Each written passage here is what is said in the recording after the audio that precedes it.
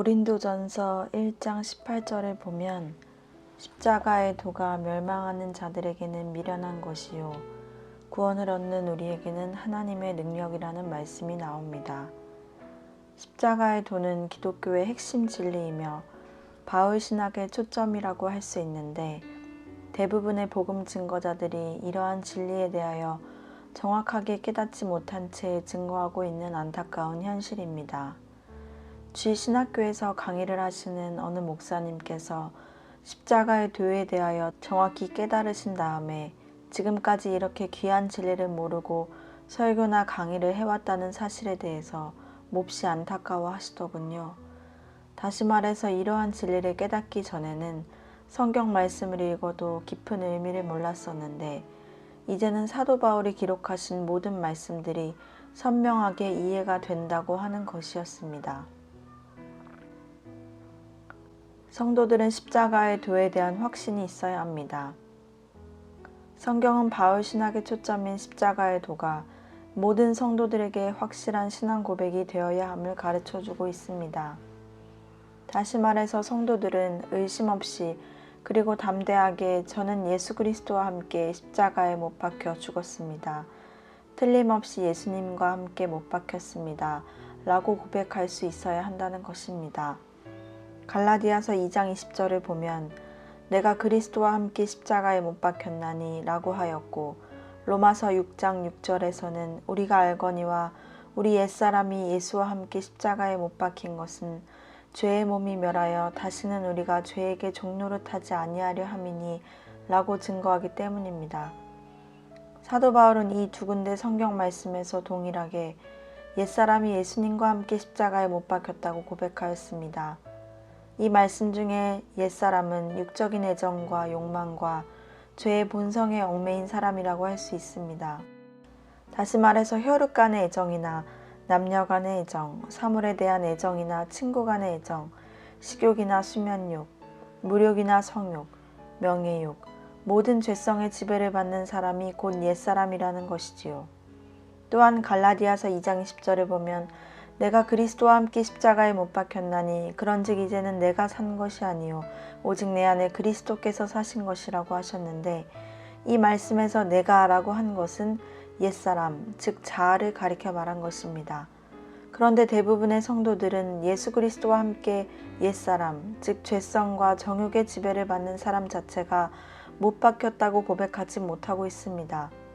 왜냐하면 범죄하기 쉬운 기회가 생길 때 혈기나 질투, 음욕, 교만 등이 마음속이나 행실 가운데 나타남으로써 옛사람이 죽지 않았다는 것을 경험적으로 깨닫기 때문입니다. 그러나 사도 바울은 로마서 6장 6절에서 우리가 알거니와 라고 말씀하신 것과 같이 성도들이 예수 그리스도와 함께 십자가에 못 박힌 것은 현재나 미래가 아니라 과거, 즉 예수님이 십자가에 못 박히셨을 때라고 증거하였습니다. 사도 바울께서 옛사람이 십자가에 못 박혔다는 것을 담대하게 증거할 수 있는 이유는 무엇일까요? 성결 은총을 받고 예수님의 생명이 영속에 내주한 분이기 때문일까요? 그렇지 않습니다. 그런 이유 때문에만 옛사람의 죽음을 고백한 것은 아닙니다. 또한 사도 바울께서 증거하신 다른 말씀을 보면 나는 날마다 죽노라고 하셨습니다. 만일 사도 바울 자신의 옛사람이 죽어 없어졌다면 무엇 때문에 날마다 죽는다고 하였겠습니까? 또한 고린도후서 4장 10절에서는 우리가 항상 예수 죽인 것을 몸에 짊어짐은 예수의 생명도 우리 몸에 나타나게 하렴이라고 하시면서 자신의 날마다 죽음에 넘기우는 생활을 해야 한다고 분명히 말씀하고 있습니다. 결론적으로 말씀을 드리면 로마서 6장 6절에 우리가 알거니와 라고 말씀하신 바와 같이 옛사람이 십자가에 못 박혔다는 고백은 반드시 가나안 땅에 들어간 신앙을 가진 성도들만 할 수 있는 것이 아니라 기독교인이라면 누구나 똑같이 고백할 수 있어야 한다는 것입니다. 그러나 성도들 중에서 자신이 실제로 경험하고 있는 사실만을 생각한다면 옛사람이 예수 그리스도와 함께 십자가에 확실하게 못 박혀 죽었다고 고백할 수 있는 사람은 아무도 없다는 것입니다. 그러면 어떻게 해야 옛사람이 십자가에 못 박혀 죽었다는 신앙 고백을 담대하게 할 수 있을까요? 바울 사도와 같이 영적 할례와 생명이 내주합이 되는 체험을 하심으로써 높은 신앙의 경지에 들어가신 분들도 나는 날마다 죽노라고 하셨는데 모든 기독교인들이 어떻게 예수 그리스도와 함께 옛사람을 십자가에 못 박았다고 고백할 수 있을까요? 이러한 이치를 확실하게 깨닫지 않으면 바울 사도가 기록한 성경 말씀을 이해하기 어렵습니다. 이와 같이 십자가의 도에 대해서 정확하게 깨닫지 못했기 때문에 많은 성도들은 아직 죽은 것 같지 않다. 나는 죄 때문에 부끄러움을 느낄 때가 많은데 언젠가는 죽겠지. 할례산에 통과하면 죽겠지. 등 다양하게 생각하는 것입니다. 대부분의 성도들이 그리스도 안에서 옛사람이 죽었다 라는 성경 말씀을 듣기는 하였지만 핵심적인 진리를 체계적으로 깨닫지 못하였기 때문에 혼란을 일으키고 있는 것이지요. 그러므로 십자가의 도에 대해서 정확하게 깨닫고 있느냐 못 깨닫느냐 하는 것이 매우 중요한 문제라고 할 수 있습니다. 십자가의 도에 대한 구원파의 오류. 십자가의 도에 대한 진리를 많이 남용하다가 이단시 되고 있는 종파가 바로 구원파입니다. 구원파에서는 십자가의 도를 확실하게 깨달았느냐 못 깨달았느냐에 따라 구원을 받았느냐 못 받았느냐를 판단하고 있어요. 다시 말해서 예수 그리스도와 함께 십자가에 못 박혀 죽었다가 다시 의인으로 부활했다는 사실을 확실하게 알고 있느냐 모르고 있느냐에 따라서 구원을 받은 사람인지 못 받은 사람인지를 구분한다는 것입니다. 병 고치는 체험을 했거나 귀신을 쫓아냈거나 방언이나 예언을 하고 입신 체험이나 성령의 불체험 혹은 성령 충만이나 능력 행함 등 여러 가지 성령의 역사를 체험했을지라도 예수 그리스도와 함께 죽었다가 다시 살아났다는 사실을 확실하게 믿고 고백하지 않는다면 구원을 받은 사람으로 인정하지 않습니다. 그래서 구원파에서는 예수님과 함께 죽었다가 예수님과 함께 부활했다는 사실을 알고 있습니까? 확신합니까? 혹은 의심하고 있습니까? 라고 질문을 하면서 중생했는지 못했는지를 판단한다고 합니다. 만일 십자가의 도에 대해서 믿지 못하고 조금이라도 의심한다면 무조건 그 사람은 아직 구원받지 못했다고 한다는 것입니다. 이와 같이 구원파에서 극단적인 주장을 하게 된 것은 십자가의 도에 대한 진리를 잘못 이해하였기 때문이지요. 그리고 아직 십자가의 도에 대하여 깨닫지 못한 사람들에게는 계속 십자가의 도에 대한 증거를 듣게 하다가 성령의 감동으로 확실하게 깨달았다고 할 때 비로소 중생했다고 인정해 줍니다. 얼마나 기쁘고 감격스러운지 몰라요. 그때부터 구원파의 신자로서 그 종파에 적극적으로 가담하게 되지요. 또한 확실하게 깨닫지 못한 사람은 십자가의 도에 대한 설명을 계속적으로 들으면서 이해하려고 애를 씁니다. 그러한 노력을 하는 가운데 성령의 감동으로 십자가의 도를 깨닫고 구원받게 된다고 주장하기 때문이지요. 그리고 자신이 구원받았다고 고백하는 사람에게는 억울한 일을 당하거나 속상한 일이 생겼을 때 마음속에 미움이나 분노, 질투 등 악심이 나타납니까? 라고 질문한답니다. 그 사람이 그러한 악심이 나타난다고 대답하면 그 죄 문제를 어떻게 해결하느냐고 질문한다고 해요. 그때 정상적인 신앙생활을 하는 성도라면 그거야 날마다 철저하게 회개하면서 보혈의 은총으로 닦아내면 되지요 라고 하거나 매일매일 주님께 용서받고 마음의 평안을 얻으면서 계속적으로 보혈의 은총으로 닦아내면 되지요 라고 답변할 것입니다. 그러나 구원파에 속한 사람들은 이러한 답변에 대하여 무조건 당신은 아직 구원을 받지 못한 것입니다. 예수님과 함께 죽었다가 부활하면 의인이 되는 것인데 왜 자꾸만 회개를 합니까? 라고 하면서 무시해 버린다는 것입니다. 그리고 회개 생활을 열심히 하는 성도들을 향해서 복음적 신앙을 모르고 율법적인 신앙생활을 한다고 비난합니다. 이와 같이 구원파에서는 십자가의 도에 대하여 부분적으로만 이해하고 적용하기 때문에 성도들에게 바른 신앙관을 심어주지 못하고 있습니다.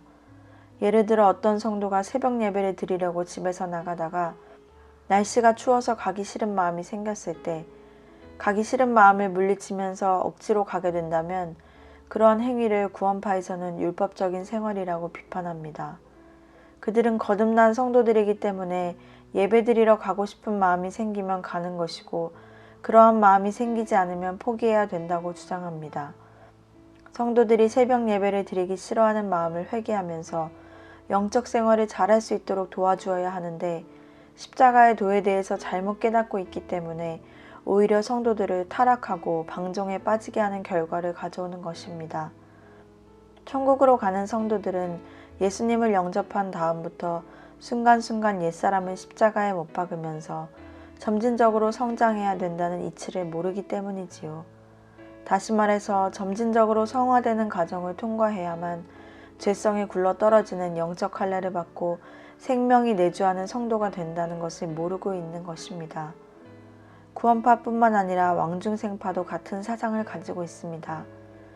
그들은 무조건 자기의 노력을 포기하면 영혼 속에 내주하신 하나님의 생명으로 말미암아 언제나 승리 생활을 할 수 있다고 주장하는데, 중국의 성자 워치만니가 성결 은총을 받은 후에 증거했던 사상들을 잘못 이해하였기 때문에 이와 같이 주장하는 것입니다. 워치만니의 사상은 성장론적으로 광야 연단 과정을 통과하고 그리스도의 할례와 생명의 내주 경험을 한 후 정돈된 것입니다. 그런데 대부분의 성도들은 이러한 성장 과정을 다 통과한 후의 체험으로 이해하지 못하고 지식적으로 믿기 때문에 고민에 빠질 수밖에 없는 것입니다. 다시 말해서 성결 은총과 하나님의 생명이 내주합일되는 경험적 진리를 충분히 이해하지 못하고 있기 때문에 경험자가 증거한 지식과 믿음만으로 다 된 것이라고 착각하면서 생활하다가 큰 갈등과 실망에 빠지는 것입니다. 광야 연단 과정을 다 마치지 못한 초보적인 성도들에게 이 진리를 적용하기 때문에 큰 모순에 빠진다는 것입니다. 워치만니가 풍성한 생명력으로 말미암아서 승리의 생활을 하기까지는 약 15년이라는 기간 동안 광야 연단 과정에서 많은 훈련과 교육을 받고 그 경지에 들어간 것입니다. 그러한 사실을 성장론적으로 이해하지 못하고 워치만니의 사상을 잘못 적용하기 때문에 큰 모순과 갈등과 실망에 빠지는 사람들이 많습니다. 이와 같이 구원파나 왕중생파에서는 율법적인 노력을 포기하면 풍성한 생명의 열매를 맺게 된다고 가르치는데, 분명히 풍성한 생명의 열매를 맺을 수 있게 되는 경지가 있다는 것을 알지 못하기 때문에 그와 같이 주장하는 것입니다. 그래서 구원파에서는 포기하세요, 포기하세요. 당신이 자꾸 해보려고 하기 때문에 실패하는 것입니다. 하나님께 다 맡기면 쉽게 승리할 수 있습니다. 라고 주장하는데, 성도들은 그대로 실천해 보려고 노력하다가 실패할 때마다 이상하게 생각하는 것입니다. 그와 같은 실패의 경험을 계속하게 되면 큰 고민에 빠졌다가 그 사상으로부터 점점 멀어지게 되지요. 대부분의 성도들은 워치만니와 같이 그리스도의 할례를 받고 생명이 내주하신 경험이 없기 때문에 고민에 빠질 수밖에 없는 것입니다. 영적 할례와 하나님의 생명으로 거듭나는 진리가 선명하지 않으니까 완전하게 된 것으로 착각하면서 신앙생활을 하게 되고 자연히 현실과는 큰 거리감을 느낄 수밖에 없는 것이지요. 그러나 영적 할례, 즉 성결 은총을 받지 못한 성도들이 죄성이나 정욕이 요구하는 대로 계속적으로 생활을 한다면 결국 하나님께로부터 버림당할 수밖에 없을 것입니다. 왕중생파에 속해 있던 피 목사님이라는 분이 저희 집에 오셔서 제가 며칠 동안 그분과 대화를 하면서 진리를 증거했던 적이 있었지요. 그 당시 저희 가정에서는 60세 되신 아버님의 생신잔치를 준비하고 있었기 때문에 식사 때마다 반찬이 풍성했어요. 그런데 그 목사님은 반찬이 그렇게 다양하고 많은데도 음식 준비를 하느라고 바쁜 가족들에게 상추쌈을 줄 수 없겠느냐고 부탁하는 것이었습니다. 그때 저는 아무리 생각을 해봐도 그 목사님의 그런 부탁을 하시는 것에 대하여 이해가 되지 않았지요. 나중에 그 목사님과 대화를 하면서 알게 되었는데, 바로 식사할 때 마음 가운데 상추쌈이 먹고 싶은 욕구가 생겼기 때문에 그와 같은 부탁을 했다는 것이었습니다. 욕망을 억지로 절제하게 되면 율법적인 생활이라고 양심과 지성이 가책을 받게 되니까 먹고 싶은 생각과 욕망이 나타날 때 부탁하는 말을 했다는 것이었어요. 자신들은 하나님의 생명이 있으니까 범죄하지 않고 의롭게 살 수 있다고 믿으면서 실상은 육신의 정욕을 따라 생활하는 큰 모순에 빠져 있는 것입니다. 얼마나 무서운 일입니까? 그래서 왕중생파에서는 새벽 예배를 드려야 하는 시간인데 춥거나 귀찮거나 여러 가지 악조건이 생겨서 가기 싫은 마음이 강하게 일어나는데도 억지로 가게 된다면 율법적인 생활이므로 아무 소용이 없다고 가르친다는 것이었어요. 그러나 새벽 예배를 가기 어려운 상황이 생길지라도 가고 싶은 마음이 강하게 생겨서 새벽 예배를 드리게 되었다면 곧 하나님의 생명이 주장하는 것이므로 복음적인 생활을 하는 것이라고 가르친다는 것이었습니다. 피 목사님의 경우에도 그와 같은 사상을 가지고 있었기 때문에 자신의 행실이 잘못되었다는 것을 모르고 있었던 것입니다. 그 목사님의 가족들은 전혀 가책을 느끼지 못하고 죄성과 정욕의 지배를 받으며 생활하고 있는 피 목사님을 행실이 타락한 분으로 여긴다는 것이었어요. 그러한 생활을 계속하시던 중에 피 목사님은 등과 목에 마귀가 붙어서 큰 고통을 당하시다가 저에 대한 소문을 듣고 찾아오신 것이었어요. 그때 하나님께서는 그분으로 하여금 진리를 깨닫게 하시고 잘못 생활하신 것에 대하여 회개할 수 있도록 도와주셨습니다. 또한 그 병도 깨끗이 고침을 받고 돌아가셨습니다. 이러한 문제를 생각해 볼 때 진리를 잘못 이해하게 되면 큰 문제가 생긴다는 것을 알 수 있습니다. 구원파의 경우에도 십자가의 도를 깨닫기만 하면 이미 의인이 되었다고 주장하면서 성자 성녀들이 본받는 생활이나 참을 생활의 중요성을 강조하지 않기 때문에 큰 문제라고 할 수 있지요. 이와 같은 오류는 진리를 부분적으로만 알고 전체적으로나 체계적으로 이해하지 못하기 때문에 생긴 것입니다. 옛사람의 죽음에 대한 십자가의 도. 고린도전서 15장 45절을 보면 마지막 아담이라는 말이 나오는데 이 단어가 성도들이 옛사람의 죽음에 대한 신앙 고백을 담대하게 할 수 있는 핵심적인 열쇠입니다. 여기에서 마지막 아담은 바로 예수님이시지요. 그러면 이 단어를 통해 예수님께서 십자가에 못 박혀 죽으셨다는 사실과 우리의 옛사람이 죽었다는 사실이 어떤 관계가 있는지 살펴보도록 하겠습니다. 이 진리를 정확하게 이해하려면 예수 그리스도에 대한 폭넓은 인식이 필요합니다. 다시 말해서 속죄제물과 대제사장이 되신 예수님에 대해서뿐만 아니라 마지막 아담이 되신 예수님에 대하여 정확한 인식이 있어야 된다는 것이지요. 우리는 여기서 마지막 아담에 대한 진리를 폭넓게 이해하기 위하여 창조론을 참조하면서 연구해 보도록 하겠습니다. 하나님께서는 우주 만물을 창조하신 후에 아담과 하와를 만드시어 에덴 낙원에서 행복하게 살도록 하셨습니다. 원래 모든 만물과 우주는 하나님께서 보시기에 매우 아름답게 창조되었습니다. 그런데 아담은 선악과를 따먹음으로써 하나님의 뜻을 거역한 결과로 에덴 낙원에서 추방을 당하고 저주를 받게 되었지요. 그러자 인간의 육체는 하나님의 저주를 받아 죽을 수밖에 없게 되었고 심령 속에는 마귀적인 성질이 들어오게 되었습니다. 그때부터 마귀는 저주받은 인간의 심령과 육체를 통해 활동하면서 인간으로 하여금 하나님을 대적하고 범죄하게 함으로써 지옥 백성이 되게 하려고 온갖 노력을 다하고 있는 것입니다. 여기서 우리는 하나님께서 만드신 모든 피조물을 크게 네 종류로 분류해서 살펴보도록 하겠습니다. 하나는 해와 달과 별과 천체 모두가 있는 우주를 가리켜 말하며 또 한 가지는 흙이나 광물, 동물, 식물 같은 것을 종합하여 말하는 만물이며 나머지는 사람의 육체와 사람마다 가지고 있는 성격이라 할 수 있습니다. 그런데 중요한 사실은 하나님께서 성경을 통하여 가르쳐 주시기를 이 모든 피조물들이 아담 안에서 창조되었다고 하신 것입니다. 아담 한 사람에게 모든 피조물을 완전히 부족시켰다는 것이지요.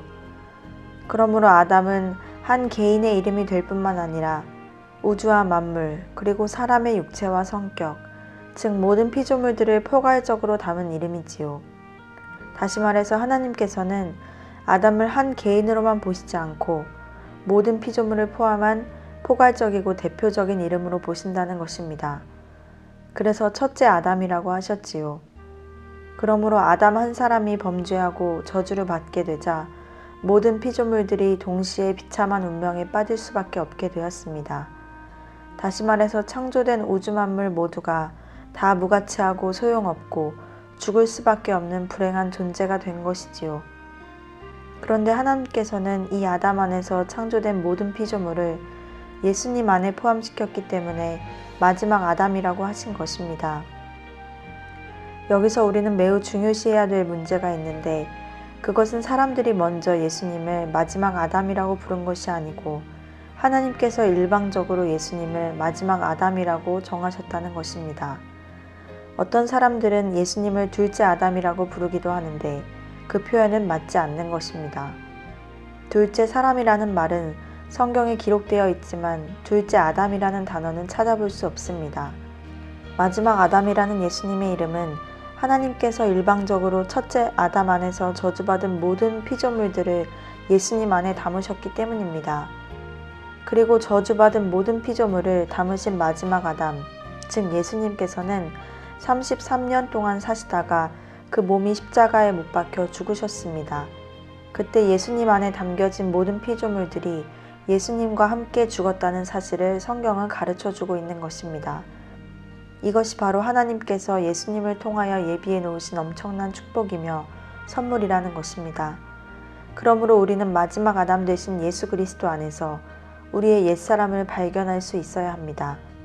우리의 옛사람, 즉 혈기를 내고 욕을 잘하고 교만하고 음란하고 거짓말하고 아집적이고 안목의 정욕과 이생의 자랑으로 뭉쳐진 자신이 모두 마지막 아담 안에 있다는 것입니다. 현실 가운데 자신의 생활을 자세히 성찰해보면 여전히 죄를 범하기 쉬운 기회가 생길 때마다 악심이나 악행이 나타나는 것을 알 수 있는데, 이와 같이 악한 생활을 하도록 하는 옛사람, 즉 자기 자신이 예수님께서 십자가에 못 박혀 죽으셨기 때문에 죽었다는 것입니다. 따라서 성도들은 마지막 아담을 통해서 예수님과 함께 옛사람이 죽었다는 사실을 알고 무조건 믿으면 된다는 것입니다. 물론 성도들이 억지로 믿어야 된다는 것은 아닙니다. 하나님께서 성령의 감동으로 자연스럽게 믿을 수 있도록 해주시는 것이지요. 그렇기 때문에 사도 바울께서는 우리가 알거니와 라고 하신 것입니다. 그러므로 성도들은 십자가의 도를 정확히 깨달은 다음에 세례를 받아야 합니다. 이와 같이 그리스도 안에서 옛사람이 죽었다는 사실을 확실히 알게 되었기 때문에 세례를 요청하는 것입니다. 그런데 대부분의 기독교인들이 이러한 사실을 정확히 알고 세례를 받는 분은 드물다는 것을 알 수 있습니다. 지금까지 우리는 십자가를 통하여 옛사람과 모든 피조물을 제거한 사실에 대하여 객관적으로 알게 되었습니다. 다시 말해서 우리의 현실 생활 가운데서는 죽지 않고 여러 가지 죄가 나타나지만 십자가를 바라볼 때 우리의 옛사람이 이미 예수님과 함께 죽었다는 사실을 믿어야 된다는 것입니다. 그러면서 예수님의 십자가의 죽음이 우리의 매일매일의 생활 가운데 주관적인 경험으로 나타나게 하시는 하나님의 은혜에 대해서 정확하게 깨달아야 할 것입니다. 이것이 바로 바울신학과 워치만니 사상의 초점입니다. 워치만니의 경험. 워치만니 성자의 경험을 살펴보면 이러한 원리에 대하여 보다 자세하게 알 수 있습니다. 연단 과정을 통과하게 된 워치만니는 범죄하기 쉬운 기회가 생기면 마음과 행실로 범하는 죄 때문에 큰 고통을 느끼게 되었습니다. 오랜 시간 동안 아무리 노력해도 죄 지을 기회가 생길 때마다 혈기나 미움, 질투와 음욕이 생기는 것을 마음속에 절실하게 느끼게 되었습니다. 이와 같이 영적 싸움에서 거듭거듭 실패를 하는 가운데 워치만니는 전적으로 타락한 자신의 실상을 깨닫게 되었습니다. 그러면서 결론적으로 알게 된 것은 자신은 근본적으로 고칠 수 없는 죄인이라는 것과 아무리 결심하고 노력해도 죄덩어리 자체인 자신을 결코 고칠 수 없다는 사실이었습니다. 그래서 이러한 죄 문제를 해결하기 위하여 단식도 해보고 유명한 부흥 강사를 찾아가 보기도 하였으며 영적 지도자를 만나보기도 하였습니다. 이와 같은 영적 지도자들을 만나서 상담을 할 때마다 워치만니에게 로마서 6장 11절에 기록된 말씀과 같이 너희 자신을 죄에 대하여는 죽은 자요 그리스도 예수 안에서 하나님을 대하여는 산 자로 여길지어다 라고 권면해 주었습니다. 그러나 아무리 죽은 것으로 여기고 노력하여도 범죄하기 쉬운 기회가 생기면 마음과 행실 가운데 죄가 나타나는 것이었습니다. 그러던 중에 워치만니는 1927년 어느 날 두 번째 연단 과정을 통과하면서 십자가에서 예수님과 함께 옛사람이 죽었다는 사실을 깨닫고 매우 큰 감격을 맛보게 되었습니다. 그동안은 예수님과 관계없이 옛사람, 즉 자기를 죽이려는 노력을 해왔던 것입니다. 그런데 옛사람이 그리스도 안에서 죽고 하나님을 대하여는 산자로 여기라는 말씀을 어떻게 하면 그리스도 안으로 들어갈 수 있을까? 라는 것이 가장 중요한 문제라는 것을 깨닫게 되었습니다. 이와 같이 워치만니는 심각하게 고민하던 중에 고린도전서 1장 30절을 보면서 이 문제에 대한 해답을 알게 되었습니다. 이 말씀을 보면 너희는 하나님께로부터 나서 그리스도 예수 안에 있고 예수는 하나님께로서 나와서 우리에게 지혜와 의로움과 거룩함과 구속함이 되셨으니 라고 하셨습니다. 여기서 하나님께로부터 나서 그리스도 예수 안에 있고 라는 것은 하나님께서 창조하신 모든 피조물을 마지막 아담 되신 그리스도 안에 담으셨다는 것을 의미합니다. 워치만니는 예수님 안에 자신이 들어가 있다는 말씀을 보고 십자가의 도를 깨달았던 것입니다.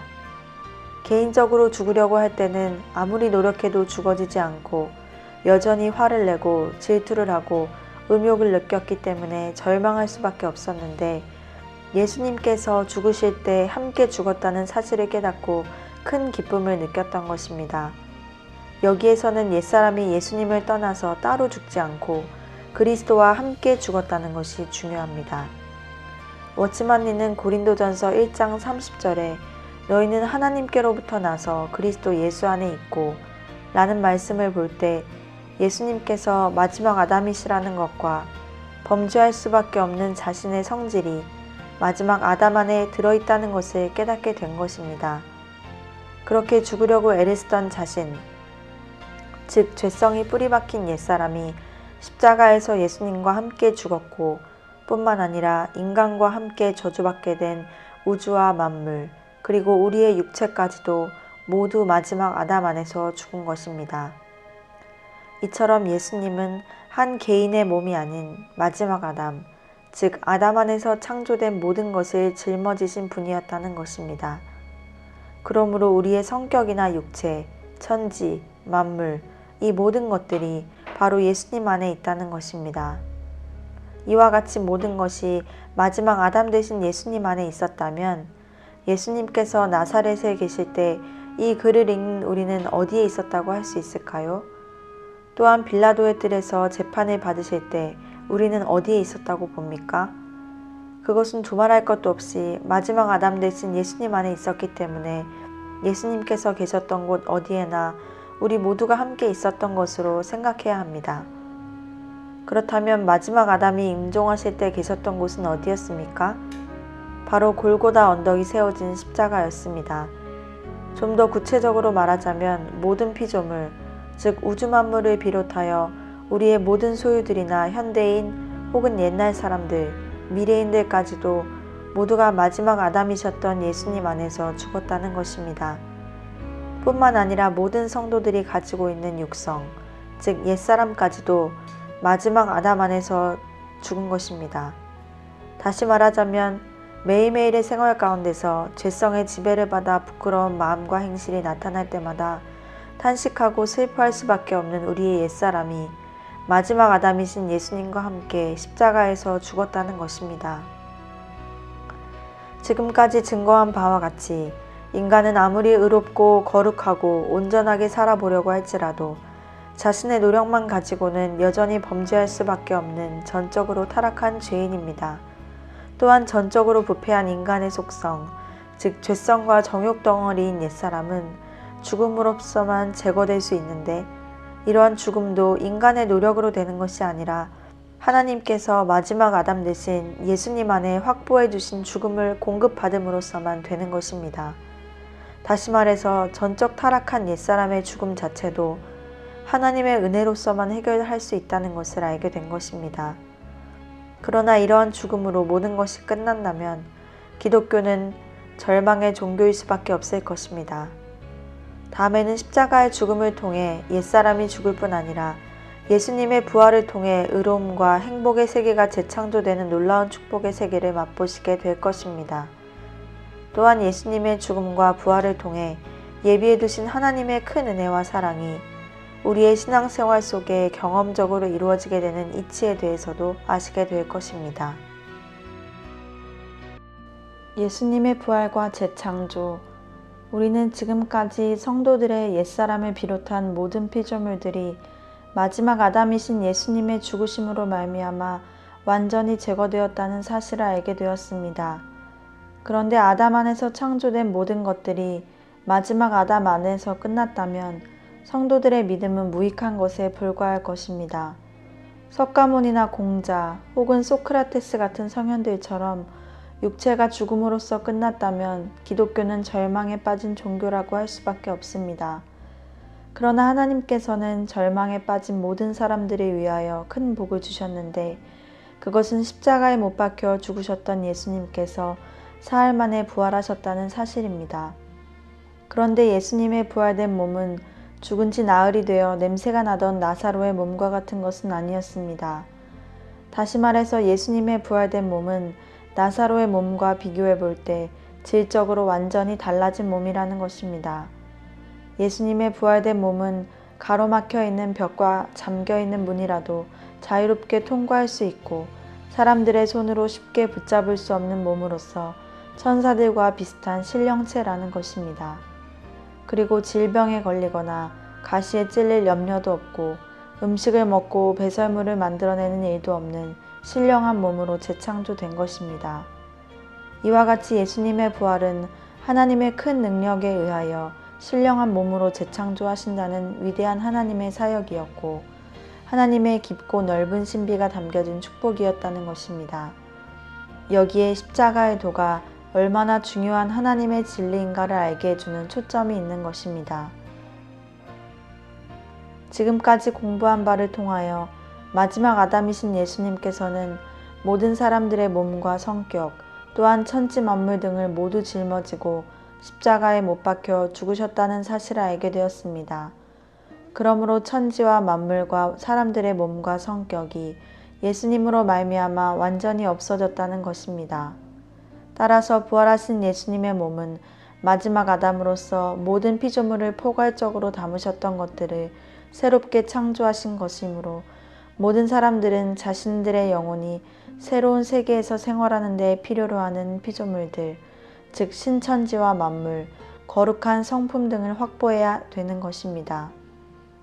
이와 같이 부활하신 예수님 안에서 재창조된 모든 것들은 조금도 흠이 없는 완전한 것으로 새롭게 창조된 것입니다. 하나님께서 사람의 영혼을 창조하실 때 물질적인 천지 만물이나 육체, 정욕 혹은 성격 등과 같이 없어지는 것이 아니고 영원 불멸의 존재로 만드셨다는 것을 알아야 합니다. 그러므로 예수님께서 마지막 아담으로서 죽으셨을 때 다른 피조물들은 모두 죽고 없어졌지만 영혼만은 다른 피조물들과 함께 죽지 않고 남아서 예수님의 이름으로 죄사함을 받고 천국에 들어갈 수 있는 자격을 얻게 되는 것입니다. 이와 같이 구원받은 영혼들은 부활하신 예수님으로 말미암아 재창조된 모든 것들을 확보하여 영생 복락을 누리게 되는 것입니다. 다시 말해서 구원받은 영혼들은 영생 복락을 누리는 데 필요한 새 생명과 부활체, 즉 신령한 몸과 거룩한 성품과 새 하늘과 새 땅과 만물을 부활하신 예수님 안에서 확보하여 영생 복락을 누리게 된다는 것입니다. 그렇다면 부활하신 예수님 안에서 재창조된 신천지와 만물들은 어디에 있을까요? 요한계시록 21장에 기록된 바와 같이 새하늘과 새 땅과 새로운 만물이 그것입니다. 천년왕국은 아담 안에서 창조된 물질 세계에 속한 곳이므로 재창조 전 세계라고 볼 수 있습니다. 이와 같이 하나님께서 부활하신 예수님 안에서 구원받은 영혼들에게 주시는 엄청난 선물이 요한계시록 21장에 기록되어 있는 것입니다. 예수님의 부활은 이처럼 위대한 것입니다. 부활하신 예수님으로 말미암아 재창조된 것에 대하여 예를 들어보겠습니다. 영원한 천국, 즉 신천지에는 아름다운 산천 초목들을 비롯해서 수많은 과일들이나 아름다운 생활환경, 집이나 옷 등이 있습니다. 그러나 천국에서 필요 없는 전쟁 무기들이나 의료기구 같은 것들은 없을 것입니다. 구원받은 영혼들이 필요로 하는 새하늘과 새 땅, 그리고 새로운 만물과 신령한 몸은 부활하신 예수님 안에 이미 확보해 놓은 것입니다. 뿐만 아니라 현재 우리가 가지고 있는 몸도 마지막 아담 안에서 죽었다는 것과 부활하신 예수님 안에서 신령한 몸으로 부활하게 되었다는 사실을 알아야 됩니다. 성경에 보면 예수님께서 공중 강림하실 때 휴거되는 성도들의 몸은 순식간에 부활체로 변화되고 무덤 속에 있던 성도들의 몸은 부활체로 다시 살아나서 하늘로 올라가는 것이라고 가르쳐주고 있습니다. 부활하신 예수님으로 말미암아 재창조된 것들 중에서 가장 중요한 것은 새로운 성품인데 그것은 죄를 범할래야 범할 수 없는 거룩한 성품입니다. 선만 행할 수 있는 이러한 성품들은 하나님의 생명, 즉 예수님의 생명 안에 있는 거룩한 성품입니다. 요한복음 14장 6절을 보면 예수님께서 내가 곧 길이요 진리요 생명이니라고 말씀하셨는데 그 생명 안에 새로운 성품이 들어있는 것입니다. 성도들은 부활하신 예수님 안에서 새 생명으로 거듭난 후에 영원한 천국에 들어가는 것입니다. 교회 시대에 예수님의 생명으로 거듭나고 휴거되는 순간 부활체를 입은 성도들. 앞에서 설명한 바와 같이 하나님께서 만드신 피조물 중에서 영원히 없어지지 않는 것이 있는데 그것은 사람들의 영혼입니다. 예수님께서 마지막 아담으로 죽으셨을 때 사람들의 영혼은 함께 죽지 않고 남게 되었다는 것을 알아야 합니다. 그러므로 마지막 아담 안에서 모든 피조물들이 죽었지만 사람들의 영혼은 죽을 수 없는 존재이기 때문에 마지막 아담의 몸이 죽는 순간 마지막 아담 안에 있는 모든 피조물로부터 해방되어 자유롭게 된 것입니다. 그러므로 구원받은 사람들의 영혼은 예수님의 부활 안에서 재창조된 모든 소유들을 새로이 받아 누려야 하는 것입니다. 마치 현재 이 땅에서 살고 있는 사람들의 영혼이 성격이나 육체, 주택이나 여러 가지 생활 필수품 혹은 산천 초목 같은 것이 있어야 생활을 할 수 있듯이 재창조된 신천지 안에 들어간 성도들의 영혼도 새 생명 가운데 있는 새 성품이나 신령한 몸, 주택, 각종 생활 필수품이나 산천 초목 같은 것이 있어야만 영생 복락을 누리게 된다는 말입니다. 다시 말하면 부활하신 예수님 안에서 재창조된 모든 피조물들이 있는 재창조된 세계가 계시록 21장에 나오는 신천지라는 것입니다. 성도들의 영혼이 받아 누려야 될 모든 소유들, 즉 모든 피조물들이 부활하신 예수님의 몸과 함께 저 하늘 보좌에 올라가 있지만 천년왕국 시대가 끝난 다음에는 모든 성도들의 영혼이 받아서 영원히 누리게 됩니다. 그러므로 성도들이 받게 되는 부활체도 바로 신천지에 들어가서 영생 복락을 누리게 될 때 사용하는 것입니다. 그런데 예수님께서 공중 강림하실 때 이 땅에서 부활된 몸을 입고 하늘로 올라가는 분들도 있습니다. 이와 같은 사람들은 휴거 성도라고 부릅니다. 휴거 성도들은 교회 시대 동안 땅에 살면서 영 속에 하나님의 생명이 내주합일된 분들입니다. 귀 있는 자는 성령이 교회들에게 하시는 말씀을 들을지어다. 이기는 그에게는 내가 하나님의 낙원에 있는 생명나무의 과실을 주어 먹게 하리라고 하신 것처럼 광야 연단 과정을 통해서 정결한 마음과 행실을 가진 영혼들은 하나님의 생명 안에 있는 하나님의 성품을 가지고 영원한 천국에서 영생하도록 해주신다는 것입니다. 이렇게 새 생명과 새 성품, 그리고 신령한 몸과 새로운 만물이 모두 부활하신 예수님 안에 있으므로 모든 성도들은 그리스도 안에서 의인이라고 할 수 있는 것입니다. 이와 같이 하나님께서는 마지막 아담으로서 십자가에 못 박혀 죽으셨다가 신령한 몸으로 부활하신 예수 그리스도 안에서 엄청난 일을 일방적으로 해놓으셨습니다. 그러므로 부활하신 예수님의 몸에 대하여 정확하게 알지 못하고서는 신천지에 대하여 이해할 수 없습니다. 다시 말하자면 하나님의 말씀과 견해 가운데는 부활하신 예수님의 몸 안에 신천지가 들어있다는 것입니다. 그래서 찬송 가사 중에도 주님 죽음 내 죽음, 주님 부활 내 부활, 주님 승천 내 승천이라는 내용이 들어있는 것이지요. 지금까지 우리는 예수님에 대한 정확한 진리를 바울 신학을 통하여 알게 되었습니다.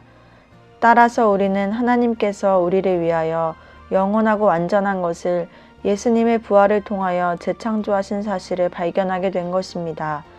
우리는 예수님의 죽음과 부활을 통하여 필요 없는 것들은 완전히 없애버리고 완전 무결한 것으로 새롭게 창조되어 있는 엄청난 축복을 그리스도 안에서 받게 된 것입니다. 하나님의 생명이 성도들의 영 속에 내주하려면 광야 연단 과정을 통과해야 합니다. 로마서 6장을 보면 우리가 알거니와 우리 옛사람이 예수님과 함께 십자가에 못 박힌 것은 이러하였고 그리스도 안에서 다시 살리심을 받아 새 생명 가운데서 행하게 하려 하심이라고 했습니다. 이 성경 말씀 중에 새 생명이라는 것은 사람이나 짐승의 생명을 가리켜 말하는 것이 아니고 하나님의 생명을 가리켜 말하는 것입니다. 하나님께서는 이러한 새 생명으로 거듭날 수 있도록 하시기 위하여 출애굽한 성도들로 하여금 광야 연단 과정을 통과하게 하시는 것입니다.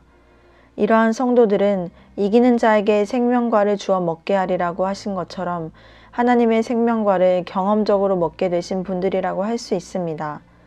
그래서 모든 성도들은 구원받는 순간부터 생명과를 먹을 수 있는 정결한 그릇이 되기 위하여 성령의 인도를 받으면서 꾸준히 성장해야 되는 것입니다. 그러므로 출애굽한 성도들이 점진적으로 정결해지는 과정, 즉 깨끗한 그릇이 되는 과정을 통과하지 않는다면 하나님의 새 생명을 담을 수 없다는 것입니다. 그런데 오늘날 대부분의 기독교인들은 구원을 받는 동시에 하나님의 생명이 영 속에 내주합일되는 것, 즉 거듭나는 것으로 착각하고 있기 때문에 휴거론을 비롯하여 수많은 하나님의 진리가 왜곡되고 혼돈 속에 빠져 있는 것입니다. 우리가 이미 알고 있는 바와 같이 예수님을 구주로 영접한 사람이라면 누구든지 성령님을 모시고 있는 것입니다. 그러나 예수님을 구주로 영접한 사람들의 마음속에 계신 성령님께서 영 속에 내주하지 않고서는 생명 역할을 하실 수 없습니다. 성령께서 생명 역할을 하시게 되려면 성도들이 광야 연단 과정을 마치고 가나안 땅 입구에 있는 할례산을 통과하면서 영적 할례를 받아야 합니다. 다시 말하자면 광야 연단 과정을 다 마치고 영적 할례를 받은 다음에 가나안 땅으로 들어가게 되면 성령께서 생명 역할을 하실 수 있게 된다는 것입니다. 그때부터 성도들은 계속적으로 생명력을 힘입어 생활하게 되지요. 그러나 성도들이 구원받을 때부터 광야 연단을 마칠 때까지는 성령의 인도를 받으며 표면적인 은사나 능력을 체험할 수는 있어도 성령께서 영 속에 내주하여 나타내시는 생명력을 체험할 수는 없는 것입니다. 예수님의 생명, 즉 하나님의 생명 안에는 성도들이 빛의 열매를 맺을 수 있는 새로운 성품이 들어 있습니다. 또한 영원한 천국에서 생활할 수 있는 새로운 성품이 그 생명 안에 들어있는 것입니다. 그러므로 성도들은 매일매일 마음과 행실을 정결하게 하기 위하여 노력해야만 하고 광야 연단 과정이 끝날 때까지 성화되기 위하여 최선을 다해야 할 것입니다. 부활하신 예수님 안에서 새로운 피조물이 되었다는 성경적 근거. 부활하신 예수 그리스도 안에서 지금까지 알게 된 바와 같이 모든 성도들은 거룩하고 완전한 새 피조물이 되었습니다. 십자가에 못 박힌 마지막 아담 안에는 불완전하고 부패하고 불행한 것들이 있었지만 부활하신 예수님 안에는 영원히 썩지도 아니하고 쇠하지도 아니하는 거룩하고 완전한 것들만 있다고 하였습니다. 따라서 계시록 21장에 기록된 신천지, 즉 영원한 천국에 들어가면 새롭게 창조된 모든 피조물을 소유하고 영생 복락을 누리게 될 것입니다. 그런데 천국에 들어갈 모든 성도들 중에서 교회 시대의 이긴 자들은 이 땅에 사는 동안 하나님의 생명과 성품을 체험적으로 맛보는 큰 축복을 누리게 되는 것입니다. 이제부터 이러한 진리를 성경 구절을 통하여 확인해 보도록 하겠습니다. 에베소서 2장 1절로 10절을 살펴보도록 하지요. 2장 1절을 보면 허물과 죄로 죽었던 너희를 살리셨도다고 하셨는데 이 말씀은 원죄와 자범죄로 말미암아 죽을 수밖에 없던 우리의 옛사람이 예수님의 십자가로 말미암아 완전히 죽었고 부활하신 예수님 안에서 의롭고 거룩하고 선한 피조물로 다시 살게 되었다는 것입니다. 그리고 2장 2절에는 그때 너희가 그 가운데서 행하여 이 세상 풍속을 쫓고 공중의 권세 잡은 자를 따랐으니 곧 지금 불순종의 아들들 가운데서 역사하는 영이라고 하였습니다.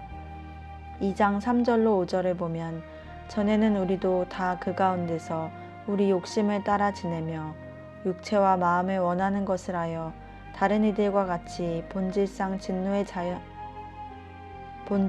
진노의 자녀이었더니 긍휼에 풍성하신 하나님이 우리를 사랑하신 그 큰 사랑을 인하여 허물로 죽은 우리를 그리스도와 함께 살리셨고 라고 하였습니다. 이 말씀 중에 우리를 그리스도와 함께 살리셨고 라고 한 것은 예수님과 함께 죽었다가 예수님과 함께 부활되었다는 사실과 같이 하나님의 섭리에 따라 언제나 우리는 예수님과 떨어질 수 없는 관계가 되었다는 것입니다. 대부분의 성도들은 십자가와 부활에 대하여 예수님과 함께 죽었다가 다시 부활했다는 사실이 때려야 뗄 수 없는 관계라는 사실을 모르고 있습니다. 그러나 하나님께서는 예수님 안에 모든 사람들을 비롯한 모든 피조물들을 담으셔서 죽게도 하시고 부활하게도 하신 것입니다. 그러므로 성도들이 예수님과 함께 십자가에 이미 죽었다는 사실을 모르고 자기 혼자 죽으려고 애쓴다는 것은 대단히 큰 모순이 되는 것입니다. 또한 속죄론을 통해서 알 수 있는 바와 같이 예수님께서 번제를 드린 것에 모든 성도들의 옛사람을 대신하여 죽으셨다는 진리가 담겨 있는 것입니다. 너희가 은혜로 구원을 얻은 것이라고 하신 말씀은 성도들의 옛사람이 죽었다는 것까지도 은혜로 받게 된다는 것을 알려주신 것입니다. 워치만리 성자께서 경험한 바와 같이 우리가 아무리 애를 써도 죽어지지 않기 때문에 그 죽음조차도 십자가의 은혜로 받게 하려는 것입니다. 영적 할례 은총에 대한 지식은 이러한 진리를 쉽게 깨달을 수 있도록 도와주는 것입니다. 또한 2장 6절을 보면 함께 일으키사 그리스도 예수 안에서 함께 하늘에 앉히시니라고 하였습니다. 여기에서 함께 일으키사라고 하신 말씀은 성도들이 예수님과 서로 떨어져서 죽거나 부활한 것이 아니고 하나님의 은혜로 예수님과 함께 죽음이나 부활이나 승천에 동참하게 되었다는 것입니다. 이와 같이 성도들은 그리스도 안에서 예수님과 함께 죽고 예수님과 함께 부활하고 예수님과 함께 승천하는 큰 은혜를 받은 것입니다. 얼마나 큰 은총인가요? 이와 같이 기독교는 순수한 은혜의 종교인 것입니다. 또한 2장 7절로 8절을 보면 이는 그리스도 예수 안에서 우리에게 자비하심으로써 그 은혜의 지극히 풍성함을 오는 여러 세대에 나타내려 하심이니라.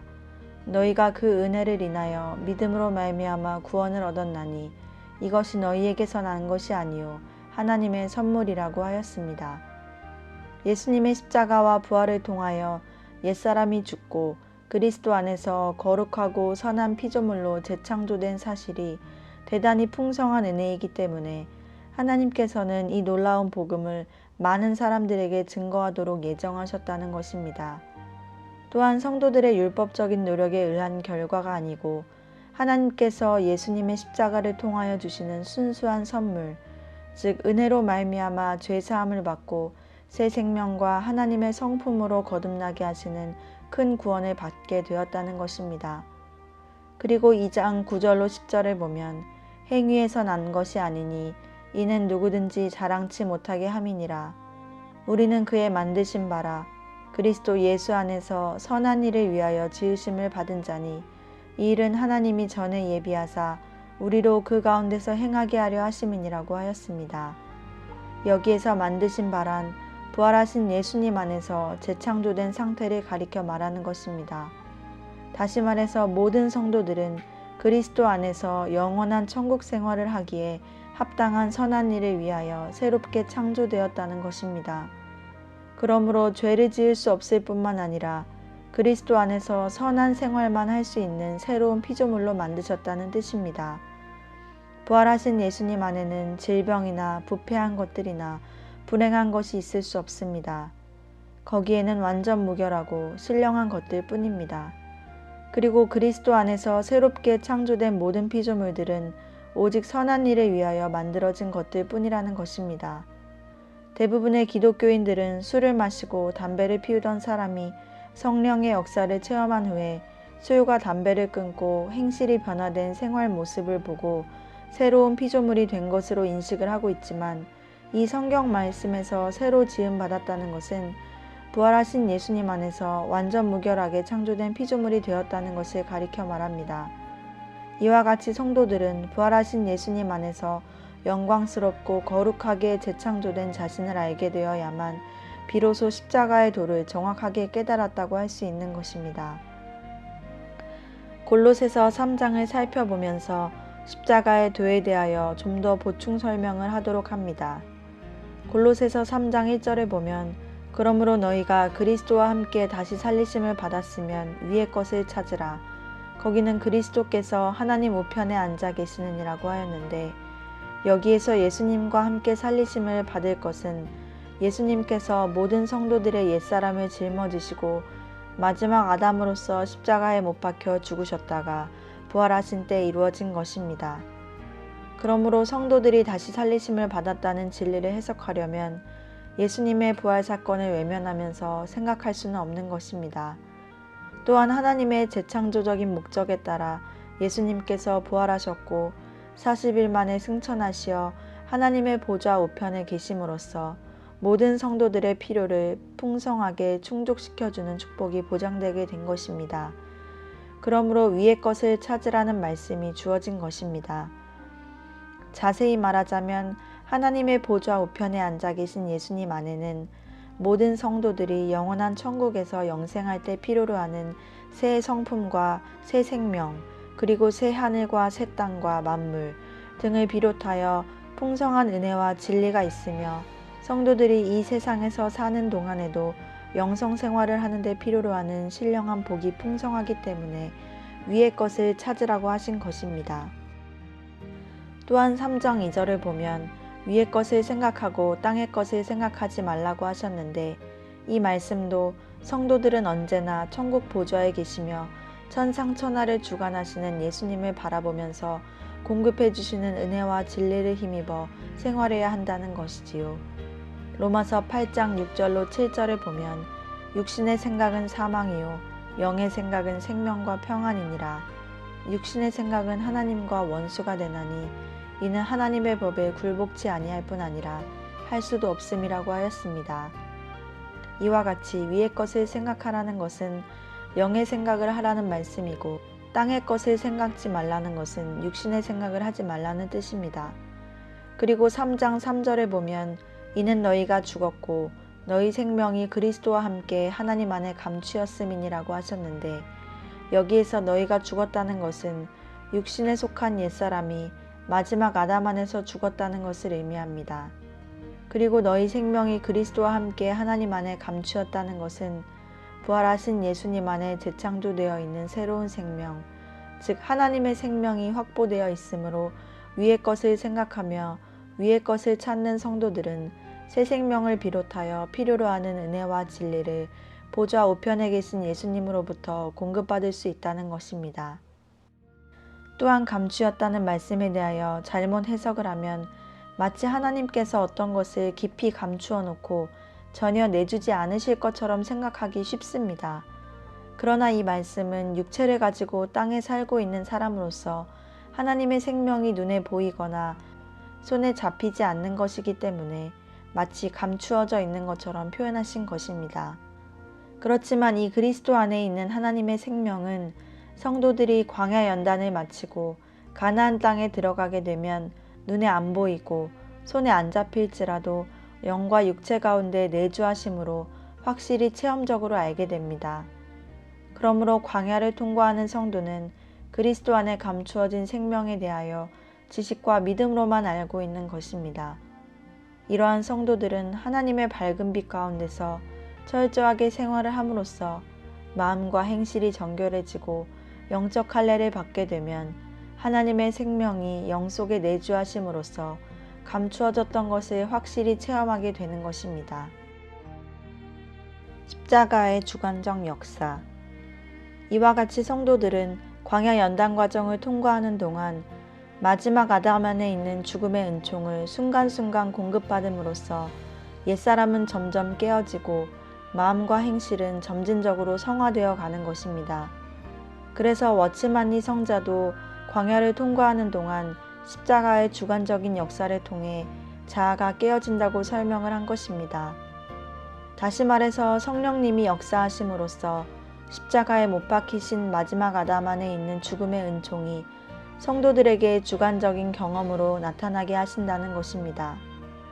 그러므로 성도들은 언제나 동행하여 주시는 성령의 인도하심에 열심히 순종하며 자아를 깨뜨리고자 하시는 하나님의 뜻을 따라 회개하는 생활을 계속하게 되면 예수님의 생명을 담을 수 있는 정결한 그릇이 되는 것입니다. 로마서 6장 4절을 보면 그러므로 우리가 그의 죽으심과 합하여 세례를 받음으로 그와 함께 장사되었나니 이는 아버지의 영광으로 말미암아 그리스도를 죽은 자 가운데서 살리심과 같이 우리로 또한 새 생명 가운데서 행하게 하려 함이니라고 하셨습니다. 이와 같이 하나님께서는 모든 성도들로 하여금 새 생명으로 거듭나게 되어 영생 복락을 누리게 하시려고 마음과 행실을 정결하게 하는 광야 연단 과정을 허락하신 것입니다. 또한 골로새서 3장 4절을 보면 우리 생명이신 그리스도께서 나타나실 그때 너희도 그와 함께 영광 중에 나타나리라고 하셨는데 이 말씀은 모든 성도들의 생명이신 그리스도께서 재림하실 때 성도들도 영광스러운 모습으로 함께 나타난다는 것입니다. 그때 하나님께서 성도들을 위하여 준비하신 새하늘과 새 땅과 만물이 제공되는 것이지요. 그런데 하나님의 성품이 담겨진 하나님의 생명만은 교회 시대 동안 이 땅에 살면서 광야 연단을 다 받고 정결하게 된 성도들에게 주어진다는 것입니다. 또한 성도들은 출애굽할 때부터 성령의 인도함을 받게 되는데 죽어야 될 옛사람이 하나님의 은총으로 점점 죽어가는 과정을 밟게 됩니다. 다시 말해서 성도들은 광야 연단 과정을 통과하면서 빛에 대한 하나님의 모든 말씀을 철저하게 실천하고자 노력하는 가운데 점진적으로 깨어져야만 성화되는 것인데 이러한 경험은 주관적인 것입니다. 오늘날 대부분의 성도들은 자신, 즉 죄성과 정욕의 지배를 받을 때 나타나는 마음과 행실을 바라보면서 나는 죽지 않았다고 생각합니다. 그런데 십자가의 도는 자신의 부끄러운 마음과 행실과는 상관없이 예수님의 십자가의 죽으심과 부활하심을 통해서 모든 성도들의 옛사람이 죽고 의롭고 거룩한 새 사람으로 재창조되었다는 사실을 알게 해줍니다. 이러한 객관적 사실이 성도들 개개인에게 주관적 경험이 되게 하는 은총의 역사를 워츠만니 성자는 십자가의 주관적인 역사라고 표현한 것입니다. 다시 말해서 마지막 아담이신 예수님의 죽음의 은총을 조금씩 선물로 받으면서 성도들의 자아가 점진적으로 깨어져 가는 것이 십자가의 주관적인 역사라는 것입니다. 워츠만니 성자는 자신의 옛사람이 마지막 아담이신 예수님과 함께 십자가에서 죽었다는 사실에 대하여 1927년에 천로역정에서 말하는 좁은 문을 통과할 때 깨달았습니다. 그는 옛사람의 죽음을 발견하고 크게 기뻐하였지요. 그런데 워츠만니 성자는 십자가의 주관적인 역사로 말미암아 자아가 다 깨어지고 생수의 강물이 풍성하게 흘러 들어오시는 경험이 시작되었을 때 암흑의 밤과 부활의 아침에 대하여 설명하고 있습니다. 간증을 통해서 알게 된 바와 같이 워츠만니 성자는 1927년에 옛사람의 죽음을 깨닫고 확신한 때로부터 약 8년 정도의 기간에 십자가의 주관적인 역사를 통하여 정결하게 된 그릇이 됨으로써 생수의 강물이 넘치도록 흘러들어오는 체험에 들어간 것입니다. 지금까지 증거된 진리를 통하여 깨닫게 된 바와 같이 성도들의 옛사람, 즉 자아가 깨어진다는 것은 결코 자신의 힘이나 노력만으로는 되지 않습니다. 자아는 십자가를 통해서 하나님의 은총을 힘입을 때 비로소 하나하나 깨어지고 마음과 행실이 점진적으로 성화되는 것입니다.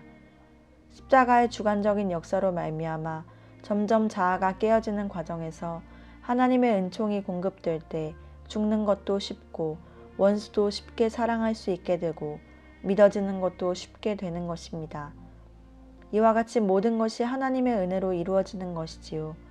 따라서 성도들은 순간순간 자아가 깨어질 때마다 은혜를 맛보면서 점진적으로 성화되어 가는 것입니다.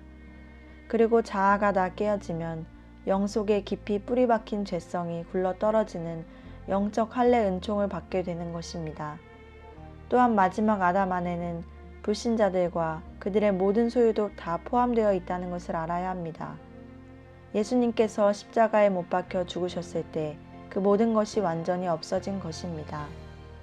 그러나 불신자의 영혼들은 부활하신 예수님 안에 있는 거룩하고 신령한 천국의 모든 축복을 소유하려고 하지 않기 때문에 지옥에 들어갈 수밖에 없는 것입니다.